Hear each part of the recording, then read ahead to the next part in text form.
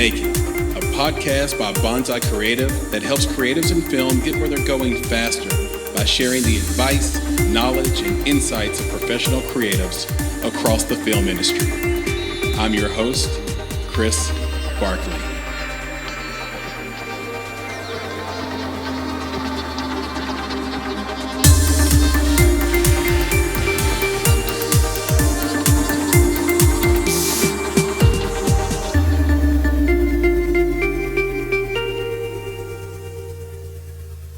Hello, my name is Brian Frankel. I'm an attorney and producer. You might know me from the Wheaton Film Festival, the Brian Frankel Law Firm, or my work with the Washington Area Lawyers for the Arts. Brian Frankel, welcome to the Make It podcast. Chris, thank you. It's great to be here. It's great to have you here. And because you have a background in law and because you wear a lot of different hats outside of filmmaking, I want to give this audience a deeper sense of who you are. So I'm going to read from your bio. And like I always say, this is the internet. So if anything sounds off or isn't correct, feel free to amend to what I read. Brian A. Frankel is an award-winning independent filmmaker and attorney who helps companies and creative professionals achieve their goals. Through his practice as a business, entertainment, and intellectual property attorney in Washington, D.C., he represents film and video producers, media distribution companies, screenwriters, Fortune 50 companies, technology startups, government subcontractors, online marketplaces, social media and marketing firms, professional athletic teams, consultants, freelancers, podcasters, live event producers, and talent. Mr. Frankel is active and engaged in the creative community. He currently serves as the chairman of the Education Committee for the Washington Area Lawyers for the Arts and executive director of the DC Filmmakers and DC Media Makers, the festival director for the Wheaton Film Festival, and is the past vice president of the University of Florida Law Alumni Group for DC. Mr. Frankel has produced and or directed music videos, films, television shows, commercials, and multimedia projects for clients, including MTV, Spike TV, Motorola, M Audio, Def Jam South Records, the Merchant Marines, and the Independent Feature Project. He was also honored as a Kodak Emerging Filmmaker. He is the managing member of the Brian Frankel Law Firm and counsel with Copyright Counselors, LLC.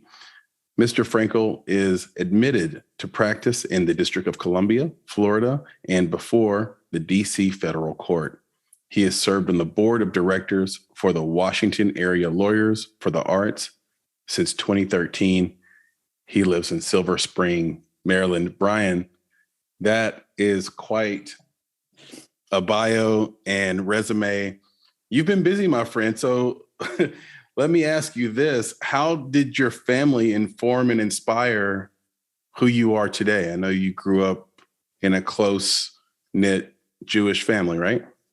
Yeah, so I would say, so my parents split when I was, or they divorced when I was younger. So, I guess being able to jump from one dynamic to another, going from my joint custody, going from my mom's house to my dad's place, back and forth. It was like jumping from one ecosystem to another. How old were you? So I must have been like seven or eight when they split up. And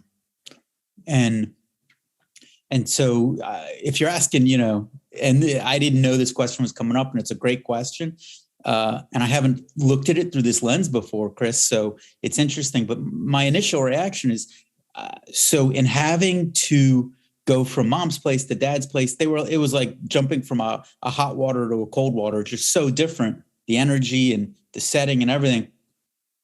And so I would say in my professional career, like we mentioned, wearing different hats, and I think the ability to have a different reality, a different set of responsibilities, a different dynamic, I probably would say that would be something that I think my childhood prepared me for.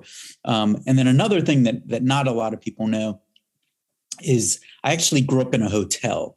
So my dad, Wow. my dad owned a hotel on South Beach in Miami. Okay. And I worked in that hotel from the time I was in fourth grade. And so that definitely prepared me for being involved in business and dealing with people. And an interesting element is like my dad he would leave on vacation, and that means that my brother and I would be sitting there running the hotel for a week or something like that. What does that mean? Give me some details on what you did at a hotel as a fourth grader. So it was probably, he didn't leave when I was in fourth grade. Probably when I was like seventh, eighth grade was when he thought he could leave. And my brother's a few years older than me. So, but stuff, we would collect rents. We would rent rooms to people. We would, clean the rooms, do the laundry. I mean, this wasn't like some big glamorous hotel. This was like 40, 50 rooms. And there were people who'd be there for the season, and people who'd be there for a shorter term. And so it was running a business. And so now, Chris, it's like when someone talks to me about wanting to build their dreams or wanting to build a production or anything, that experience is with me. And so I would say those two things from my childhood, growing up in a hotel in Miami Beach, when Miami Vice was going around, and Miami had really undergone the big shift because of the Cuban boat lift. I mean, we saw Miami go from like being a high element prestige place to being something that was going through a lot of challenges, and then going way back up beyond where it ever was.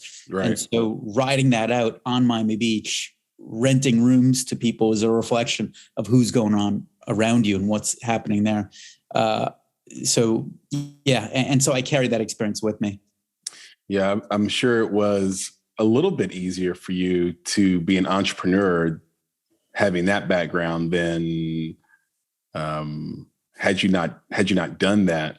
And you're right about Miami, by the way, too. Right now, there's a lot of people lobbying for it to be the next tech hub in the United States. I mean, it's already become sort of a playground for art collectors and art investors, and because of Art Basel and the things that happen there and the money that flows through there. But here comes Silicon Valley right behind it now.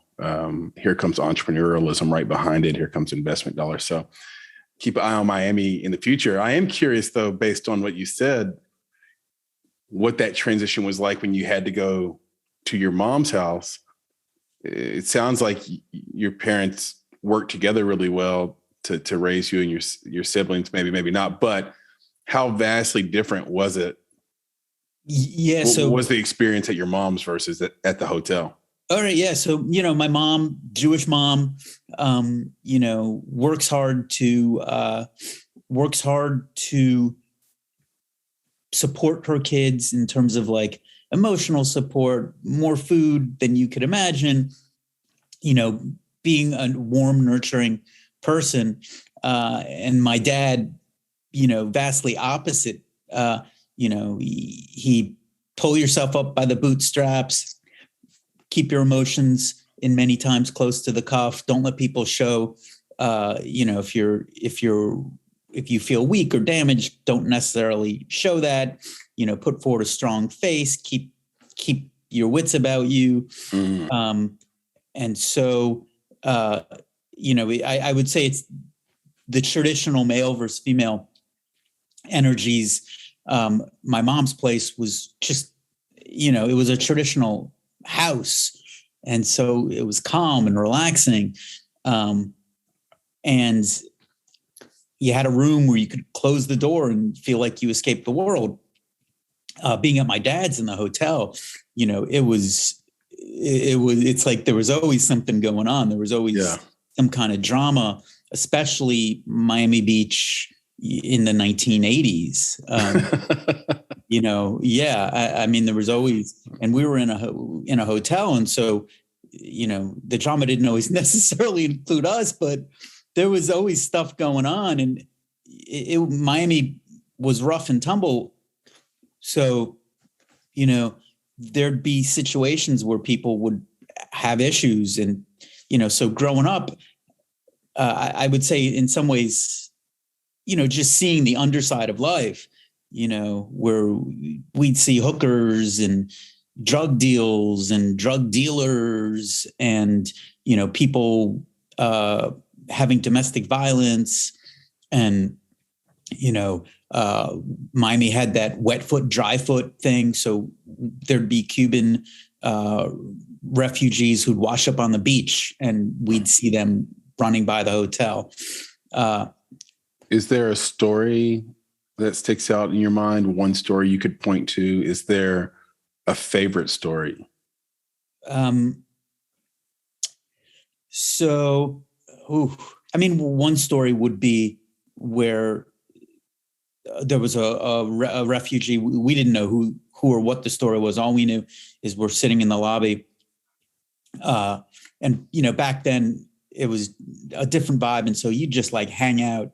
And so there'd always be people just hanging out, and it was a lot lower key. And someone comes running in to the hotel and then darts up like stairs. And we're sitting there like, who is this? What is this? And we didn't know if it was a vagrant, a criminal, a mugger.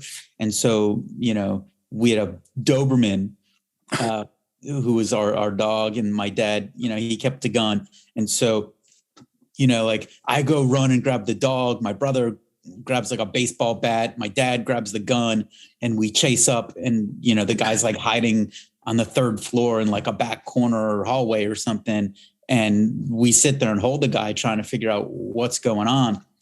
And then eventually I don't know who it was, like either Miami Beach police or some kind of immigration enforcement, they came and took possession of him. But, it was just like, who is this? What's happening? And so that's a story that stands out. But there's lots of stories. There's just so many stories, and both really good and really bad. And one of the endearing stories would be, for years, there'd be Jewish families who would come down for snowbirds is what they were called. They'd be there for 3-6 months at a time, just staying in the hotel because the hotel had efficiencies. Mm-hmm. And, it was just like at some point it would be like a hotel full of grandmas and grandpas. And so that's one of my favorite stories. Like my early childhood was just surrounded by such love. And it was really nice. My parents would entertain them. This is before they split up. They'd entertain. So it would be a whole season. It would be like bingo games and just everything. And it catered meals, and it was just so charming. So I feel like I lived a lifetime, Chris, before I ever even like graduated high school. I had been through such a diverse set of circumstances. I almost envy you just to have that wisdom from such a vast array and variety of people from different backgrounds and experiences. One of these, and feel free to set me straight on this if you'd like, and put me in my place on this. I have met a lot of Cuban friends that live in Miami, and then Cuban friends that might have had some time in Miami, but were out of there before they could remember what it was like to live there. And the Cuban friends that grew up in Miami all hate Fidel Castro. And the ones that didn't seem to sympathize with Fidel Castro. So it's like, I never understood that. All I could kind of come up with is that the effect of the media is really strong, and the way universities work is strong, where if you have a university that's sort of pro-Castro, you'll sympathize with that. And if you grew up in Miami and you got there on a boat, like you mentioned, you probably were running for a very, very good reason. Yeah. I haven't met that many folks in the US who are pro-Castro. You alluded, Chris, to like influence and, culture. And so Miami So imagine that you have a country and everybody who's controlling that country, all the people who have power, who have wealth, in a very short amount of time, they leave, right? Mm-hmm. And so a lot of the people who left ended up in Miami. And so these are people who lost their home, their sense of security in the world, their wealth, and had to start over.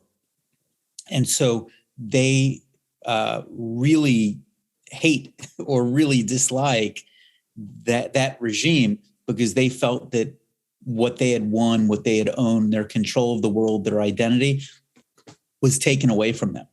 And time has not made those wounds, for the people still in Miami, I don't think it's made those wounds subside. I think it really has made those wounds grow deeper, and it's become part of a cultural narrative.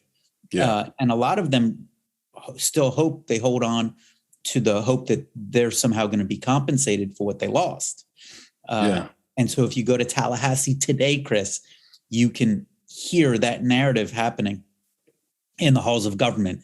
And I haven't been in that setting here in DC, but I would bet you that if we ever normalize the relationship with Cuba, I think that's one of the things that might be holding up that normalization, is there's people of political influence who lost money and they want to be compensated.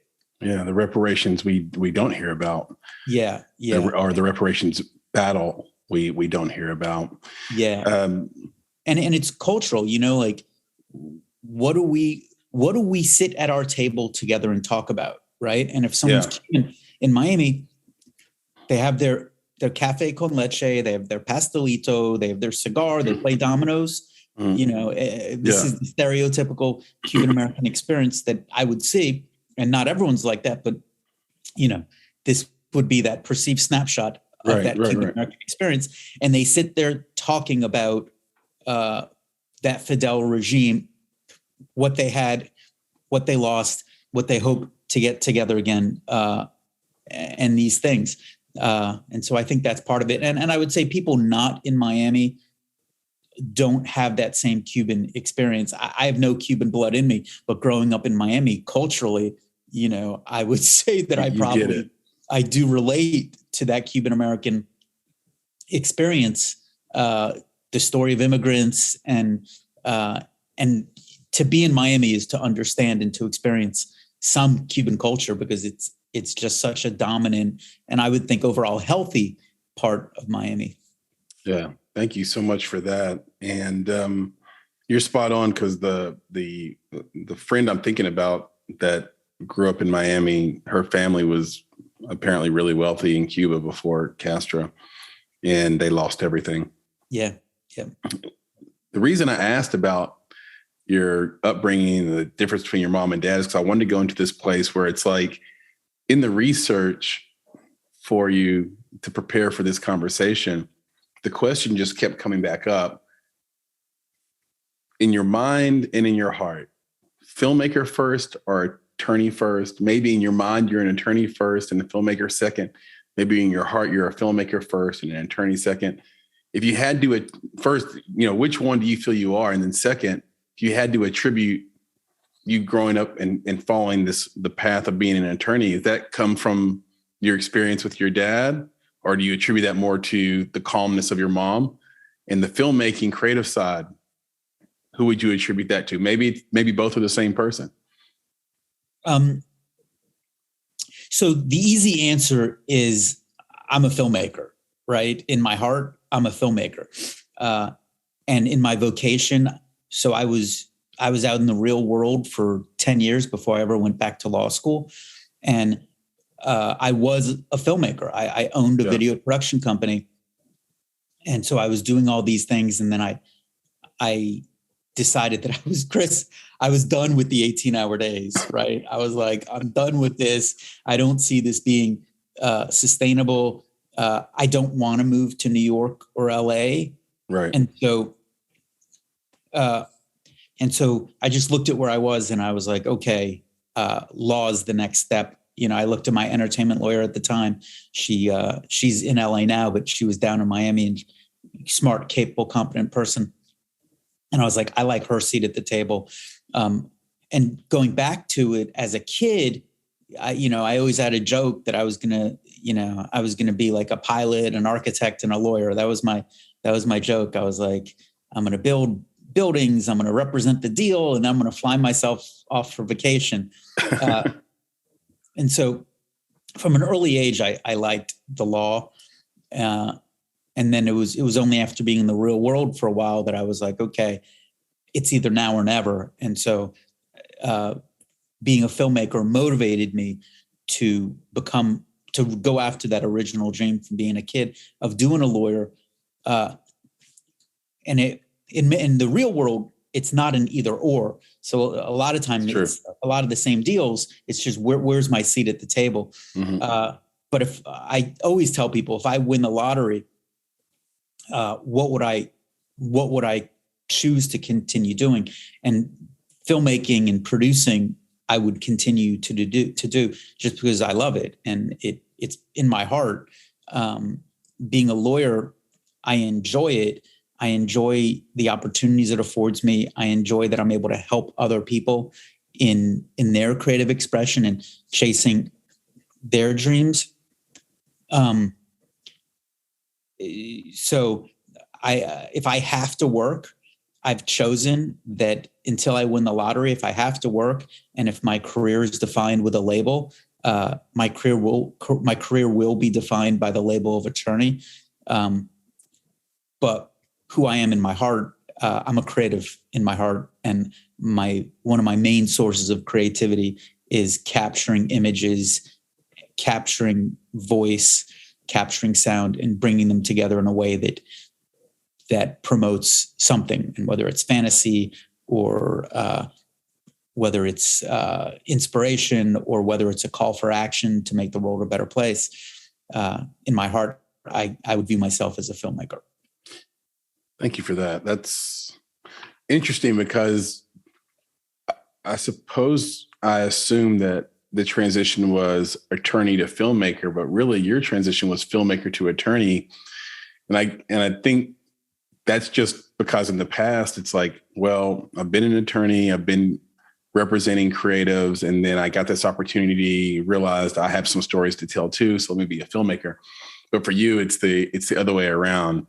That's pretty darn cool. Yeah. Thanks. I was sitting there was a cable network, and I was sitting in a pitch meeting with them where I had hustled for months to create this opportunity. Yeah. And so I bring in my entertainment lawyer, and we're having the meeting, and it goes pretty well. And I pitch them my project, and they give me all these steps that I need to do in order to advance the project along. And then, she's sitting there and she is helping me. But then when this is done, she has the relationship, the benefit of that relationship that I worked to create. She now has access to it. Yeah. And Chris, she's not tied to like one deal like I was. Yeah. She's able now to use that relationship and present other deals if that opportunity arises. And I know that she did get to present a few other deals. And so I looked at that and I examined what seat at the table do I want? Right. And, yeah. In being a lawyer, it's like I'm a big advocate for my clients, but I'm also able to have, like her, I'm able to have these relationships.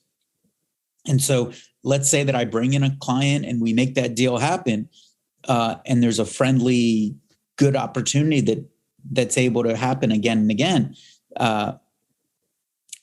I liked that seat at the table, and it's one that could help me with my own individual projects, and it's one that can help me have a greater impact for my clients. Because I think a lot of being a lawyer is being able to have relationships. So it's not just like, okay, can I read this contract? But it's like, okay, can I read this contract? And then if we need to bring someone else in, who do I know? And I think being an attorney lets somebody in a healthy way build, groom, maintain relationships. Yeah, it's very similar to being in film because film is basically your reputation and relationships that you have. Um, I would say the way you describe what you do in law is very, very similar to that for sure. I want to give this audience a couple of titles here, films you've worked on, directed, produced.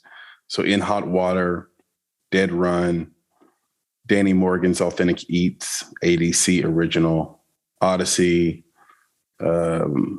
Bethesda, Action Inc., Cherry Blossom Whisperer, to name a few. So a lot of these are short films, but among your own credits and things you've directed or produced, which one of those films that I just named did you learn the most from? So I would probably say In Hot Water was the one that I learned the most from. And yeah, I would say In Hot Water. And that was down in Miami. And, we had some talent, and, the talent actually used that to go out to LA and build bigger careers. Oh, nice. And so I was the producer, I was the director, I was the writer. I was able to call in all these people who I had helped do stuff. And this was before I was a lawyer, before I even decided to go to law school.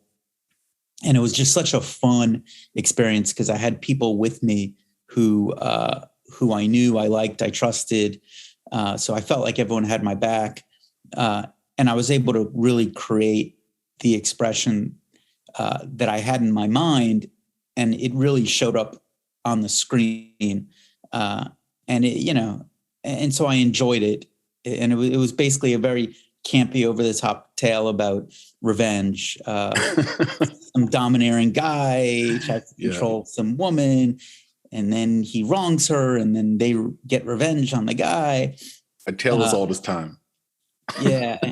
and so it's just really campy, and it was really fun on set. And it was a healthy film to work on, exhausting, but really healthy. And so I would say that is probably my favorite. And then a lot of these other ones you mentioned. So yeah, a lot of these, like now I wear the role where I don't necessarily want to be the producer, director, editor, all this stuff. It's a lot to carry all those pills. Yeah. So a lot of times now, Chris, what I do is I produce in batches, and I will have crews underneath me. And the goal is to empower them and to facilitate them developing creative expression. And I really, in a lot of cases, become the executive producer, where I help put the teams together. If there's problems or things stall out in the teams, I help push them through it. And so before COVID, we would produce anywhere between 10 and 20 movies, short films a year. And we'd often do it in batches, either one or two big batches at a time. And the framework I came up with was called Make a Movie in a Month. I saw that on the Wheaton Film Festival site. Explain Make a Movie in a Month to the audience. Certainly. So Make a Movie in a Month is where we bring together people. So we have events where we put it out there and we explain what's going on. And then we will have, almost like it's a consolidated studio system, we'll have people pitch ideas, and the folks in the audience vote on these ideas, not with a show of hands, but with actually signing up to work on the ideas that have been pitched at the meeting. And then we will have 30 days for the folks to actually make that movie. And a lot of times it'll be on a theme. And so I believe that filmmaking is a power for healthy development and healthy expression. And so we're not doing movies about things like, like crime or revenge. We're doing it about family or art or striving or building your dream or healthy community expression or diversity, things where we can look at elements and stories in our community and something that's healthy that you take away, either saying, oh, I really like that about our community, or I don't like that, but this film creates a conversation point where we can improve upon. Right. And so that really is the goal with the Make a Movie in a Month. Is it's not just telling stories to tell stories, it's telling stories about our community that uplift our community, highlight what's good, and highlight the things that we want to have deeper conversations about to fix. And I've been doing it since 2016. I am in the process of transforming it into a digital experience, because with COVID, it's not necessarily as easy, Chris, to have like 100, 150 people in a room. Exactly. Yeah.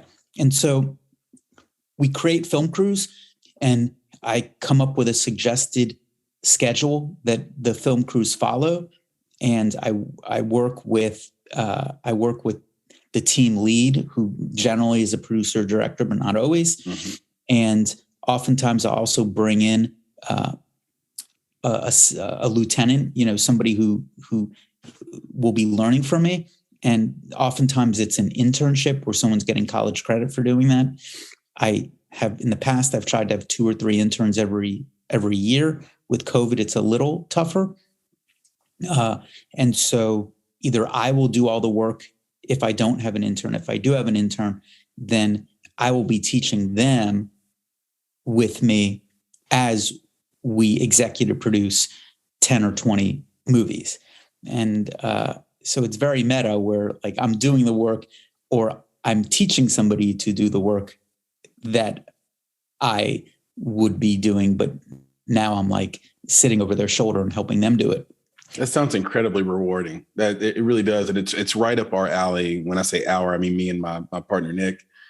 We business partner, Nick. And this is exactly what we love to do. And kudos to not being an ivory tower executive producer either. A lot of times the money comes in, that person's just trying to, get a tax break, or they are diversifying in some way, or some diversification plan. And the movies suffer because of that. And the first thing we ever executive produced, we learned a big lesson about just the little things you said earlier, like, you should be present, even though you're not on screen and you're not controlling any cameras off screen or behind, your job is to make sure that you've created an adequate runway for success. You've put all those crew and creatives in the best position to be successful. And that's something you have to learn too. That's a skill set. And one of the first shorts we ever produced, I really failed in that category, and it affected the film. It affected the ending because we didn't have enough time at that location to shoot and get the pickups we needed. So hearing you say that is a big deal. It's awesome. Is there a movie that you can think of that inspired you to start getting into film, or to do, In Hot Water? Was there a movie that jumps out to you that says, oh my God, this is what I want to do with my life? So I would say it's so stereotypical, but, I think Clerks and Pulp Fiction. Nothing wrong with that. And Reservoir Dogs. I would say that those made it clear that it could be done without going to Hollywood and going through the machine. Yeah. Right. But I grew up a total film geek. And, it's interesting because you talk about, an earlier question was about the difference between my mom and my dad's. My mom, very low tech, right? My dad, always into video and technology. And so we grew up with VCRs. And before that, he had like a reel-to-reel VHS. Yeah. Or not even tape recorder. And so growing up, like all my friends would come to my house because we had all these TVs and VCRs and projection systems.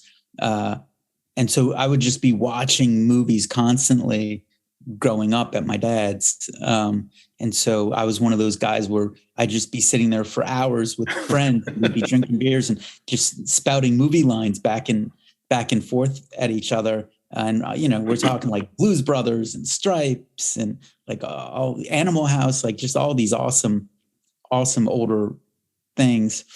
And so I would say if I didn't have something to do, I was often just watching movies as a kid. And I would say that inspired me.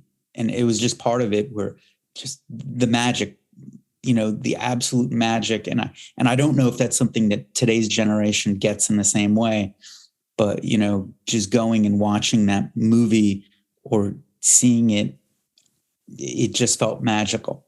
Yeah. It feels like today that the problem is paradox of choice. It's the Netflixification of media. And it's unfortunate that we blame Netflix because they're certainly not the only organization that does it, company that does it. They just were the ones that perfected it early and everyone copied. It's almost like McDonald's takes the brunt of the blame for the fast food industry, even though they might not be the worst fast food place to go to. But you get a sense that Netflix is making things and just throwing it against the wall and seeing what sticks with the audience and then tracking that through analytics.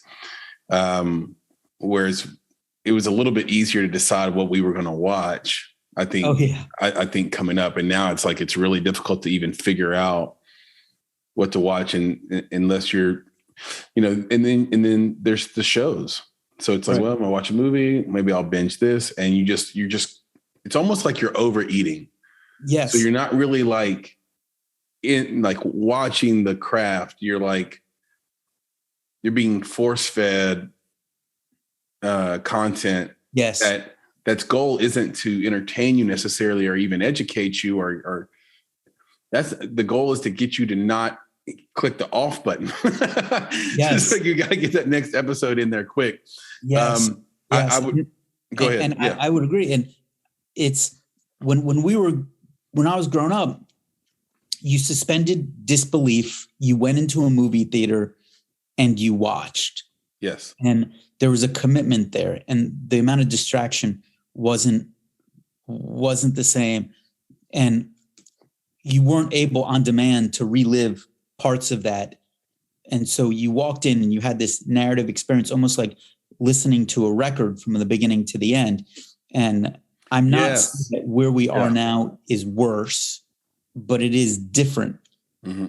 And as a storyteller, it feels different. And when I look at something, a story as being linear, or whereas I might look at a film project as being linear, it's not always that way now. Now it might be that the success of a film is based on snippets that are then uploaded everywhere in social and linked back.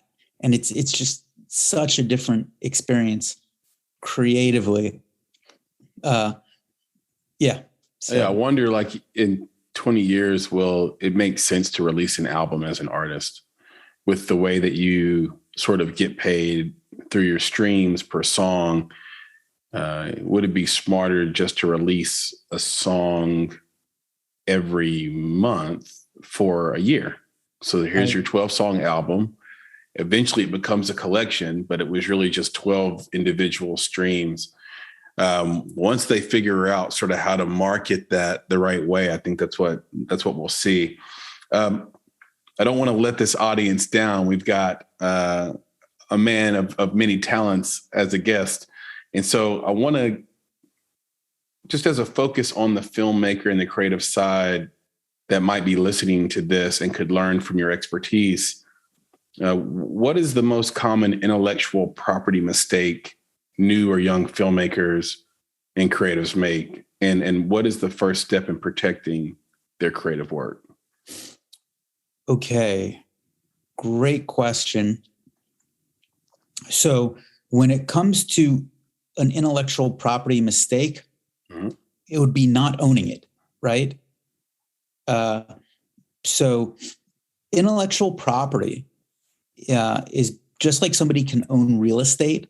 You can own creative expression or property that is based on intellect. And you don't generally have the ability to own an idea, right? Right. For something like copyright, which is for filmmakers, that's a very important thing. Copyright protects the expression of a creative idea that's fixed in a tangible medium. So I tell you this amazing story. If I say it with my words, not protected. If I write it down, if I email it, if I record it on video and then I share that, that expression is now protected. And if you see that expression and you copy it, you don't have the right, so I can enforce against you for intellectual property infringement, copyright infringement. So when we talk about copyright, it's based on authorship. Who's doing the work? Yeah. And so if people, Chris, if they don't understand this, then they're possibly ruining their career before it really gets started. And so I'd say the biggest problem I see is folks just not knowing. Just being, I'm going to focus, I'm an artist, I'm going to focus on my art, and I'm just let everything else not happen. Well, that's a recipe for ruining your career and depriving the world of your creativity. Yeah. Because you have to maintain the machine in order for the machine to work. You have to maintain, we live in a capitalist system, right? Mm-hmm. You have to maintain the business side of your creativity in order for your creativity to be able to survive. And I'm sorry, but you have to pay rent, you have to get health insurance, you have to do all these things, or else you can't focus on being a creative. And that means that folks need to get educated on intellectual property and what kind of agreements are there for intellectual property, right? And having the hard conversations when you're going to work on something, being like, no, I'm not just going to work on it. I'm going to have a conversation about what do I want and what am I giving? What are the other people involved in the project? What do they want? What are they giving, right? And so a big question would be, who owns the intellectual property? Yeah. And what is the remuneration for the person who doesn't own it? And what is the license that the person who doesn't own it, what license are they getting? So I, Brian, am a cameraman. I'm working on something and I'm not getting paid. Right. But I will get credit. I will get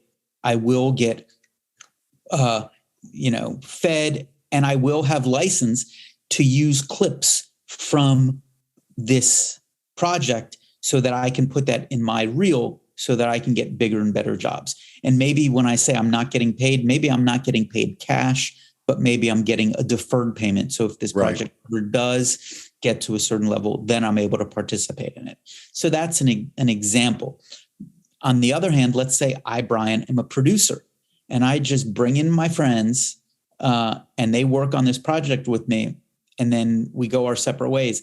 And Chris, let's say it happens, someone's like, we want to distribute this project, right? Mm-hmm. Well, they're going to have a lawyer who's going to say, let me see all your release agreements. Let me see all your work for hire agreements, your independent contractor agreements. And if the filmmaker producer doesn't have those agreements, they don't own the copyright to the project that they worked so hard on.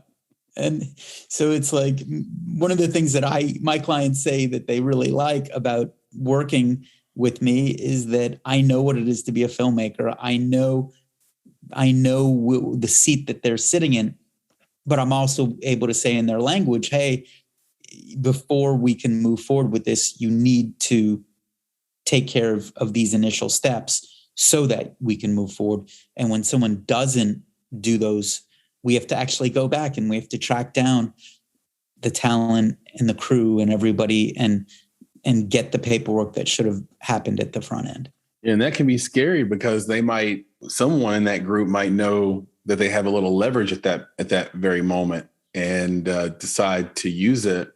Is there any difference internationally around IP? In that scenario you gave, would they be okay distributing outside the US, or, for example? So, well, that's like a law school exam right there. So intellectual property, the most important. Sorry. the three most important pieces are patent, which protects a technology or or a process, and that would be utility patent. There's other kinds of patent, but a technology or process would be a utility patent. A trademark would be something that identifies the source of goods or services in the marketplace. And then copyright, as I said, protects creative expression, a fixed medium. And so there's different paradigms that control intellectual property internationally and globally. For example, trademark is protected by nation. Mm-hmm. And so just because I have a trademark in the US doesn't let me enforce that trademark in China, right? So I have to actually register the trademark in China. Yeah. When it comes to copyright, it is possible to use copyright in the US to enforce copyright in other countries. But you use the word possible. So anything's possible, right? So, but a lot of distribution and monetization flows through the US. And so if somebody wants to send cease and desist letters and somebody wants to attack distribution, then they might be able to limit, for example, distribution in China, Japan, India, and other Africa. They might be able to use concerns about intellectual property here in the US as reason to do it overseas. And those overseas distributors, if they are doing deals based in the US and they're concerned about somebody going after them for their US presence, if they have US bank accounts, if they're doing stuff that's grounded in the US, they might just be like, I don't know, I'm not going to risk it. I would say the larger, more established, more respectable businesses, they want to see everything is delivered, right? They don't want to invest. It's so difficult, as you know, standing out in the marketplace. And there's no shortage of films out there in the world that can be distributed. Every day, there's more and more and more things that are coming out there. So if one of my clients is a film distribution company, and we won't distribute projects if they don't have everything lined up. Has to be clean. Yeah, and I would hope that overseas, that the major players overseas do the same. Somebody could do smaller things, and somebody could fib and play ignorance, and so it's possible, but it's not how you build a career, right? It's not. You don't want to use your calling card to the world, your first film, showing you, being a scoundrel. And I have a friend here a friendly acquaintance here in DC who made an amazing film, and it never got. It's well known, but it never got major distribution because he never was able to get the releases or the licenses. And so it just makes its way around, but it hasn't earned him the money or the acclaim that he would have had if he would have had everything lined up. It's not Chameleon Street, is it? It's not. Okay. I was going to say that's the best movie that never was, that I can think of. There was a company that just did a 4K. They're doing a 4K festival run with it, and it's cool. It's amazing. So if you can go watch Chameleon Street, you'll be like, how did this guy not make 1,000 more things? It's the singular thing he wrote made. I think he might have had a spot in one other film in the 90s. And you're like, how did this happen? He's absolutely brilliant. Future of Film Conference. What is it? And what are its goals? Yeah. And so Future of Film. Annual Future of Film Conference. Yeah. And so I, Brian, am not part of that production team for that event. But there's a group, Creative Edge Collaborative in PG County. Yeah, I got that as well. Yeah. Yep. And so, so Pierre Walcott and his team over there, and they're about bringing voices that have historically been silenced from media and film. Okay. They're about giving those communities more representation and a bigger voice. And so a lot of it really is focused on the African-American community, people of color. And so Pierre and his team do a great job. And so I've been fortunate enough where I was able to create some relationships for them as an organization to bring more opportunities and education to PG County, and an amazing event that team produces is the Future of Film. And this is really about what will film look like. And a lot of it is not just in the technology and the law and the business, but when film really does have that diversity of inclusion, right? When we're not just looking at it from one vantage point, but it really has diversity woven in to it. And it's a fascinating conversation to have. It's one of the, to me, it's one of the most exciting things about the potential future of film is that we're going to see content in a way we've never seen it before in the history of film. Because there are so many organizations like Creative Collaborative that, and people like yourself that are going to allow those voices, and not just allow them, but like give them resources, provide resources and runway to put those stories out there, stories we've never heard about before. And you might enjoy this, because I really just don't know why we were ever in this spot. I mean, obviously I know, but it's like, it just never made logical sense to me why we're in the spot we are in, where we need these type of programs. But you being from Florida, being a big football fan, and I saw Dan Lebertard report that Stephen Ross, who owns the Miami Dolphins, was going to hire Mike Tomlin, who's the coach of the Pittsburgh Steelers, but quote unquote said he was too hip hop for the organization. And so it's that kind of coded language at the very tops of organizations that really pushes, like you said, those diverse voices out, and it's across industries. So I just thought it was fascinating. I thought it would just like fits right into the pocket of Brian Frankel as well, you being from Florida. I want to ask you a bunch of rapid speed round questions. Count me in. If you good with that. Okay. What's the biggest challenge you're facing right now as a filmmaker? COVID, in terms of wanting to keep people safe. So adapting to doing decentralized filmmaking. And I would also say finding people. Mm-hmm.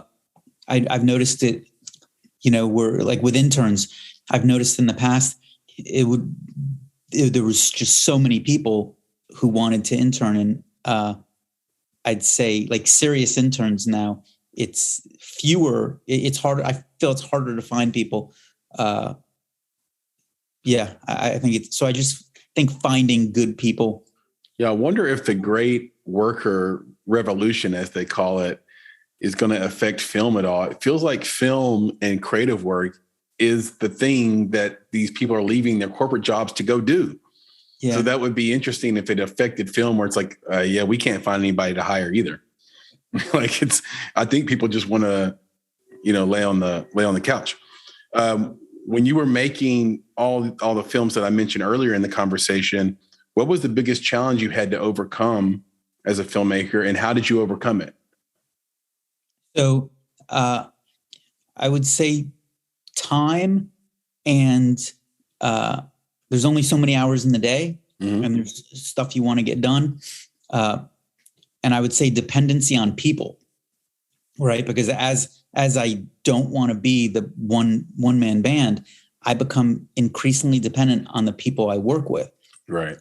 And so I think the way that I've overcome it, it's just experience, and it's creating what my team has, which is called the framework.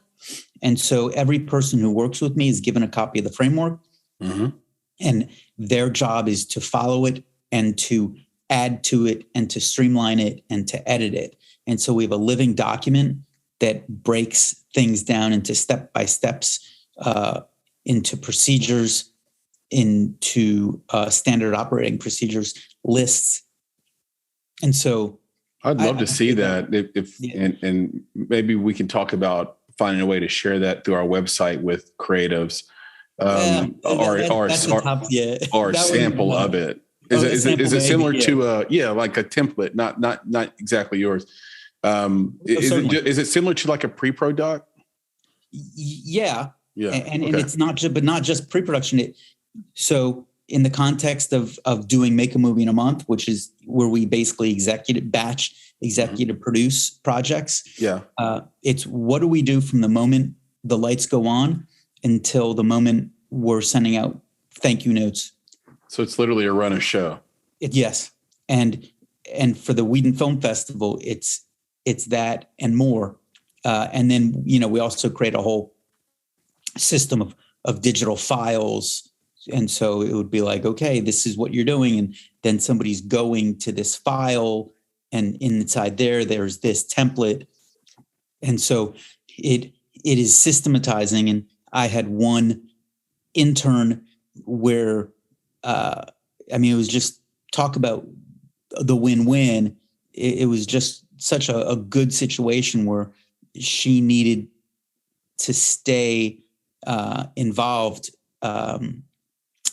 for immigration purposes. And so she ended up being with me for a year and a half, and just a wonderful, wonderful, capable person. And she was the first one who was like, okay, let's systematize everything that we do. And it changed my work as a producer. It changed my work as a lawyer. It just changed my work, because now I really am focused on process. And I know, Chris, that you guys get it, because just to give you a shout out, in leading up to our conversation today, like, you were really good about sending me the information. Like, I could see you have this process in place where I'm not having to proactively ask you 10 questions. You're giving me information. You're getting things ready. You're priming the pump, and you're creating the framework so that we can jump in and we can have a good back and forth.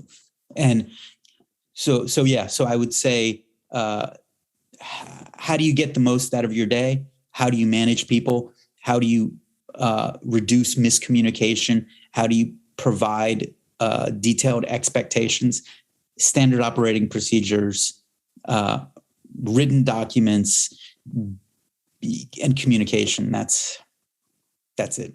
Perfect. And thank you for the kind words. We figured out how to do these processes through a variety of heart-wrenching and soul-crushing failures. Yeah. What are the two best pieces of advice you've been given in your career, and who did they come from? So I would say one of them is from my mom, and I don't even know where she got it from. So my mom worked with a retired military guy named Herman Soren, who ran a group called Corporate Dynamics. Herman's passed, but his job was to go into companies and train them so that they would perform better. Mm-hmm. And my mom, she still shares the lessons that she's learned from her life and with Herman, and his group. And so this may come from Herman. I'm not sure, but she always says to me, and she still says it. She says, you either have reasons or results, right? It's really easy to sit on the couch and watch another episode on Netflix, drink an apple cider, eat some chips and say, oh man, I really could have done this, but that. Yeah. Right. And that's a great reason, but it doesn't get the result. And so I would say that has stuck with me where, all right, am I going after what I want, or am I just coming up with a story so I can pacify myself and not go after it? I really love that. That's really boiled down and crystallized. And then what's another one? So I would say there's two others. This wasn't given to me directly because I don't have a relationship with him, but I listen to the Tim Ferriss podcast sometimes. Love Tim Ferriss. And I really found his 4-Hour Workweek book, if you take it with a grain of salt, I really found it to be impactful. I'd never had the expectation of, reading it and being able to work 4 hours, but he talks about the Pareto principle, where you have a minority of actions that are going to produce the majority of results. And so it's the 80-20 rule, right? 20% of the activities are going to produce 80% of the rewards. And so that would really be something that I reflect on, like, okay, am I spinning my wheels? Chris, am I spinning my wheels, right? Am I sitting here doing something just to do something? But at the end of the day, I'm not learning. I'm not increasing my footprint in the world. I'm not increasing my impact, right? It's not creating new opportunities. It's not paying my bills. Like, what is it doing? And so that Pareto principle, like, focus on what is creating the results. Like, for me, that's impactful. And I'll give you a bonus. Oh, please. Yeah. One of my friends from undergrad, from college, not a sensitive person, not a not a warm, endearing person necessarily, pretty blunt.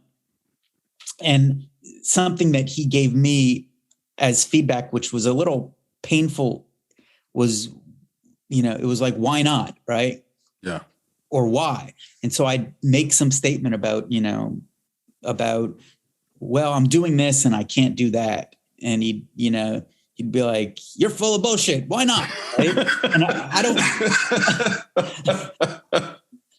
don't want to hear, and very rarely will somebody like, I'm not going to put up with that, but this is a friend. And when, someone that I know, like, and trust in the context of a greater relationship is calling me out, they have the relationship with me where they can do that. And it changed the course of my life, because I was sitting on a rooftop of a skyscraper, and we're drinking and we're talking about what's next, and we're talking about all these things.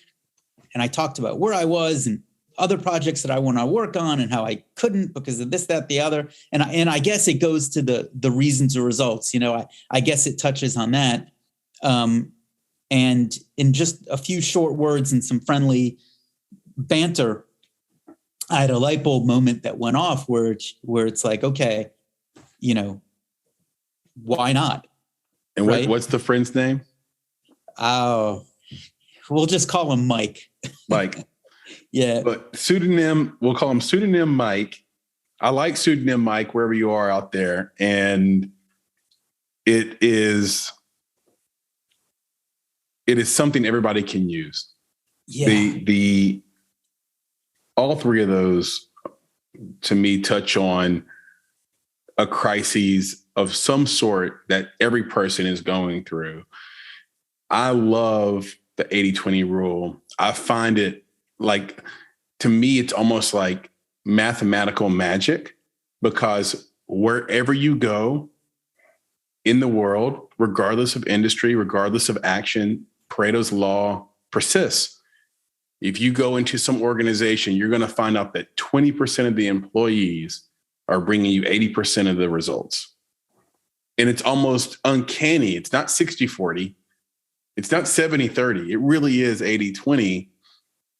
And you get on a film set and you find out that all the creative juice and the energy, it's really being driven by that core group that came up with the idea, that basically the entrepreneurs that got the money together and got the locations, and then everybody else is supporting that vision. So thank you for that. Staying on the subject of advice, if you had to give filmmakers, and I know you do this through the film festival and other means, if you had to give filmmakers one piece of advice, what would it be? It can be legal advice or creative advice or both, whichever you prefer. If I was going to give them one piece of advice, I would say focus and come up with a plan, right? So, and I think that is one piece, part of focusing is coming up with a plan. Mm-hmm. So often creatives are like, I'm a filmmaker, I'm a artist, I'm a musician, mm-hmm. I'm a writer, and I'm a chef, and I'm a car mechanic. It's like, that's wonderful. That's great. But start off on one, pick one and focus, right? Mm-hmm. Be able to put yourself in positions where you're doing an elevator pitch and, you're wearing one hat. And, as a filmmaker, as a creative becomes more successful, then they can afford to wear 20 hats, right? But starting off, each individual thing, Chris, on its own is tough. Yeah. Every one of these things is tough. And so just focusing on one. And then when you have that focus, when you say, okay, what's going to open the doors that I want? Like, what is going to build me in who I want to be? And then saying, okay, what is the plan? And I love the story of Jim Carrey where, he wrote himself a check for like $1 million. He went to the Hollywood Strip and he wrote himself a check for $1 million. And he said, by this date, I'm going to be able to cash that. Mm-hmm. And he envisioned what that career would look like. And he worked hard for it. He planned it and he was successful. And so I think that is the advice I give. I think everything else is secondary. If you want to be a filmmaker, then see yourself as a filmmaker and plan for you to be a filmmaker, and not a filmmaker with starting off with 20 other acronyms or 20 other hats that you're wearing all simultaneously. Yeah, I think a lot of times that's about ego and self-fulfillment to a fault. So focus on that one ADHD, thing and get it done. Yeah, and also ADHD and trying to have your cake and eat it too, and fear of commitment, and we could have a whole Dr. Phil show. We could dive into that. Maybe we'll do a round 2 and dive into that, Brian. Me and you, we'll get deep into that. On that same note, though, what are the biggest creative and business mistakes you're seeing newcomers make today? All right. And so I would say, so first off, like we spoke about, people doing too many things at once, mm-hmm. Spreading out their energy, minimizing their ability to do elevator pitches, not being able to have a clear focus that their community can help them. If you tell your community, I'm a filmmaker, then you're putting those feelers out.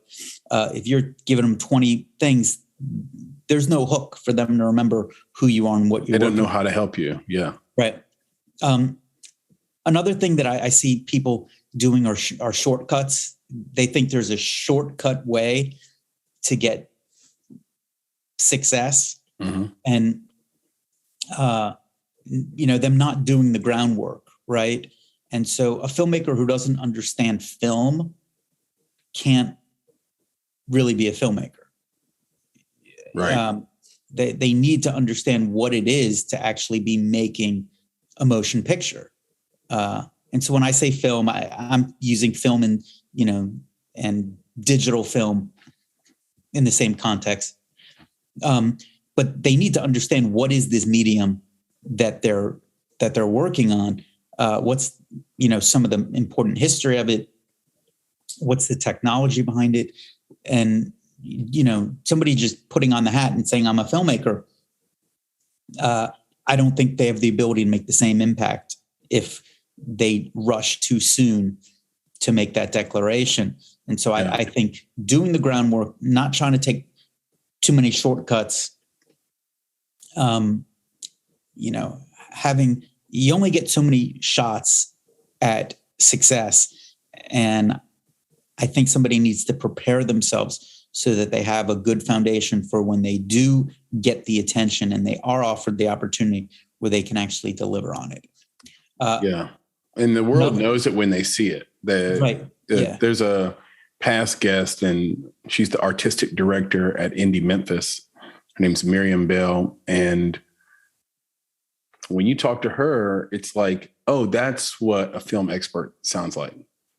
I thought I was. No, that's someone who's put in the 10,000 hours. Like, they know obscure things.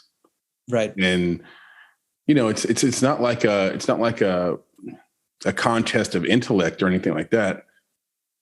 You can spot that too, where somebody's just sort of, bragging about what they know. But when you can be conversational with it, you can tell it's just natural. It's like, oh, okay, wow, okay, this is who they are. They've dedicated their life to this. That's yes. So good point, Brian. I totally agree with this, because at the end of the day, it's like, this is our life, right? These are our lives. And we only have so many hours, so many days, so many opportunities. And if I am investing time in a film, who do I want to be with me? And I want the people with me to have the ability to support the overall mission, which is get the film done, right? Yeah. We're talking about time, opportunity cost, money, resources, and the ability to impact, educate, entertain. And that's one of the things that's amazing about film. The audience will choose, and they'll tell you whether they like it or not. And all the ingredients that you have don't necessarily dictate the total success. It's how you combine those ingredients and how it's perceived by the audience. And so, pardon my French, but I don't want someone bullshitting, right? Yeah. I want somebody with me who knows what they're doing, or they're honest enough to say, I don't know. Yeah, and teach me, and I'll be a quick study because I'm all in, or something like that. Yeah. The biggest thing that I resent is if somebody tells me they know something, they bullshit me, and then it turns out that they were really full of smoke, because they've wasted my time. They've taken an opportunity from somebody who should be in their position instead of them, and they've ruined the trust. And so, going back to that core list, it's of what mistakes do I see people doing? They're doing too many things at once. They're trying to take shortcuts. They're not doing the groundwork.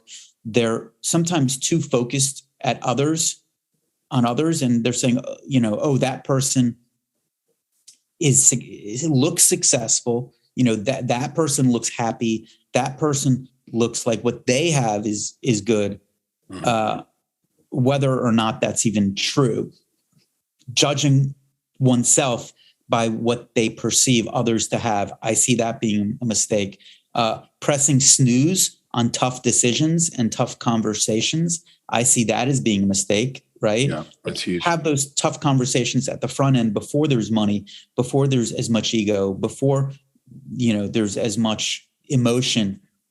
Do it at the very front end, or really close to the front end, rather than down the line when there's more zeros involved, when there's more possibility for miscommunication.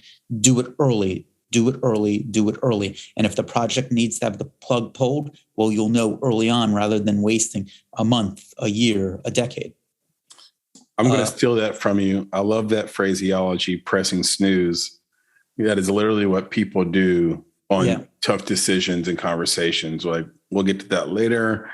And now to these street tacos that we can enjoy together. I'm not going to have this conversation with you.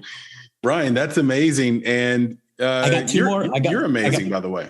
Thank you for these pointers. Oh, give me the two more. We'll take them. So one is people having too narrow of a timeline.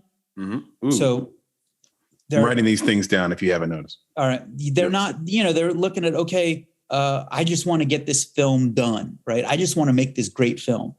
Well, stop. You making the great film is meaningless. Sorry to be blunt. Yeah. But one of my earliest film professors called it mental masturbation, right? Just the act of being creative isn't enough. It's not enough. Yeah. Getting people to see your creativity, having your creativity mean something. Like, what is the bigger picture that the context that your creativity sits in? And so looking beyond just the process of the lights turn on, you make a movie, you edit it, and you're done. Like, what's leading up to it and what's happening afterward and what's happening after this project. So having a bigger timeline, thinking in the context of beyond the specific creative project, taking the blinders off for a second and looking bigger picture. Then once you have that, putting the blinders back on and getting in the moment and focusing here, but having a greater sense of what's your overall plan. And then finally, and I've alluded to it, but I'm going to say it bluntly, right? This concept that you're going to create work and you're going to get discovered, right? My work is going to be of such wonderful quality that the marketplace will find me. And I'm so sorry. I wish that was where we are in 2022, but it's just not the truth. Nobody's going to, quote, get discovered, right? Mm-hmm. The overnight sensation is a lot of times somebody who's worked 10 years to become an overnight sensation. Right. Or it's somebody who has really amazing talent by the gift of God and practice in heavens. They have amazing talent. And statistically, they were able to post it and get heard by just the right person and appeal to write this, and it works through and they blow up. But that is really, really, for every Justin Bieber who gets discovered because someone posts his video online, and he doesn't necessarily do the years and years of soul searching and sacrifice that so many musicians do. For every one of him, there's 10,000 others. Mm-hmm. And so, And so I would say that people are not just going to get discovered by the virtue of their work. It's the virtue of their work combined with a plan, combined with building an audience, like organically building a system, building a platform where you're developing your voice in the world. Right. And there's a marketing guy, I think, like Seth Godin. Seth Godin. Yeah. Yep. Yeah. He talks about it. Guy. Yeah.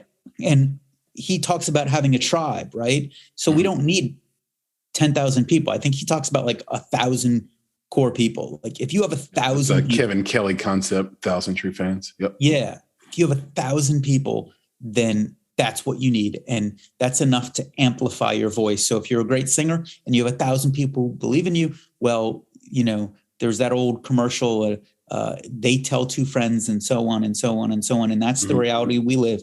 And so if you focus on just getting the core group of people who listen to you, well, my hope and intent for everybody is that that's enough to start getting your message out there. Yeah. The analogy I mentioned from time to time is that over 50% of all businesses that fail before they get their first customer. I don't think a lot of people realize that and how difficult it is just to get one person to think you're remarkable enough to let loose of some of their dollars. Yeah. It's tough. It's a tough thing. And I'm reminded of the guy who did, I'm forgetting his name now, that did Squid Game on Netflix. Like, where did this guy come from? Well, he's been doing movies for 10 years. You just didn't know it. Because like you said, he's been working his butt off and then he gets his big break. They passed on that thing 100 times. They finally made it, and it became the biggest thing in Netflix history, I believe, or close to it. So, Brian, this has been an awesome conversation. I can't thank you enough. Can you tell everybody where they can find you on the internet, on social media, or where they can maybe even see some of your work? Yep. So best way to find me would be brianfrankel.com. That's my law firm. That's Frankel is Frankel. Yep. BrianFrankel.com. And so, if you ever want to reach out to me, there's some form at the bottom where you can contact me. Another way to see what's going on is WheatonFilmFestival.com. WheatonFilmFestival, WheatonFilmFestival.com. Will it be going on in November again in 22? Yeah, it is. And we actually already opened up, we haven't made announcements for it, but we already opened up submissions. The earliest we've ever done it, I figured, so we just did a soft opening. We'll start announcing it later in the year. And then another way to reach me is on Facebook. There's a group called DC Filmmakers. Mm-hmm. And, it's mainly for people here in the DMV, but we do have members from all over the world in DC Filmmakers. And then on Twitter, I'm at Brian Films. So that's my Twitter handle, BrianFilms. And so I think between all those things, you can reach me. And yeah, it's been wonderful speaking with you. And I really just want everyone to know that your ability to make a difference in this world, your ability to be a creative professional, to be a filmmaker, there's only one place that you need to rely on in order to do that. And that's you, right? Like, you become a filmmaker the moment that you say, I'm a filmmaker.